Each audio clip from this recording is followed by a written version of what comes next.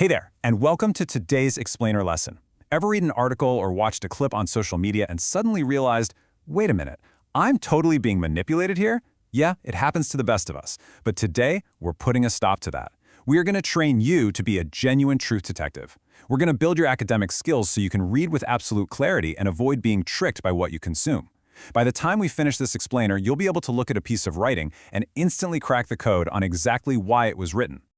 All right, here's our game plan for today. We'll start with seeking wisdom and understanding. Move on to the three main purposes. Look at spotting the author's clues, check out some real-world solar panel examples, and finally wrap up with the godly learner philosophy.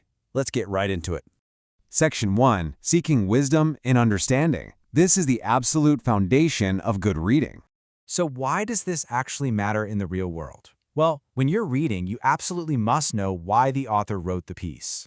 Are they just giving you straight, unbiased information? Are they trying to talk you into agreeing with them, or are they simply telling a story for your enjoyment? If you read without knowing the author's intent, you're leaving yourself completely vulnerable. You might accidentally take someone's personal opinion as a cold, hard fact. Proverbs chapter 4, verse 7 hits the nail on the head here. It says, "Wisdom is the principal thing. Therefore get wisdom, and with all thy getting, get understanding."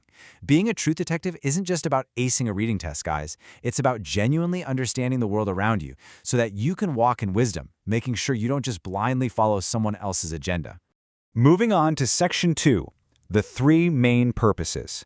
That's inform, persuade, and entertain. Okay, let's look at the official definition. The author's purpose is simply the primary reason an author writes a specific text.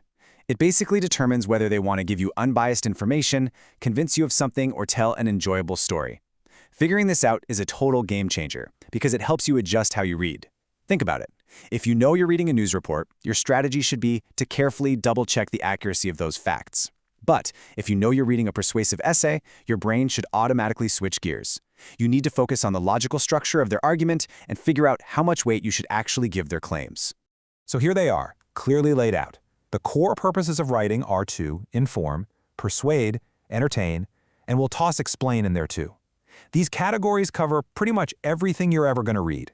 When an author writes to inform or explain, they're stepping into the role of a teacher, right? They're just handing you facts without taking a side.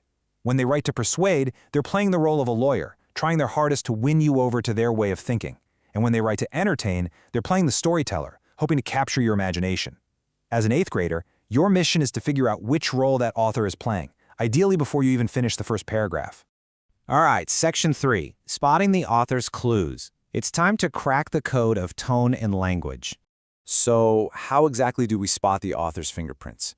Well, we need to put on our detective hats and learn how to use text structure, the author's tone, and their specific word choices to uncover their true intent. Authors leave little clues all over their writing. We just need to know what to look for. Notice how the factual, structured vibe of informational writing is totally different from the emotional style of a persuasive text. If you open up a book and see precise, factual language, clear subheadings, and bullet points, the author is just giving you the data. But if you start reading and suddenly you feel this tug on your emotions, or you see really intense demanding language, calls to action telling you what you must do, or a setup built around arguments and counter-arguments, ding, ding, ding. You're reading a persuasive text. That author wants you to agree with them. And then we've got our third category. Entertaining texts are all about your enjoyment. They use vivid descriptions, humor, dramatic storytelling, and they usually follow a narrative structure, kind of like a novel or a short story. They aren't really trying to provide you with unbiased facts, and they definitely aren't trying to win a debate. They just want to make you laugh, cry, or sit on the edge of your seat. Section 4, real-world solar panel examples. Let's put your new skills to the test. Okay, imagine you're doing research for a science project on solar energy. Looking at these three examples, you can really see how the exact same topic can be handled in totally different ways. Step 1, you find an article explaining the mechanics of how solar panels turn sunlight into electricity. That is clearly informative, right? Step 2, you stumble on an opinion piece arguing that literally every single home in your city needs solar panels installed right now. That is highly persuasive. The language is going to be strong. And finally, step 3, you watch a documentary that teaches you about solar energy, but it also really pushes you to vote for a new environmental policy. This is a mixed purpose. It informs and persuades. Do you see how being a truth detective completely changes the way you look at those three different sources? And finally, Section 5, the godly learner philosophy. Let's put it all together. Before we completely wrap things up today, I need you to pause this explainer lesson for a quick second. Go ahead and copy these 5 homework questions into your notebook so you can practice your new detective skills later. Here's what you need to do. Number 1, define author's purpose and list the main types. 2, explain how tone can actually reveal that purpose. 3, come up with one example of a persuasive phrase and one example of an informative phrase entirely on your own.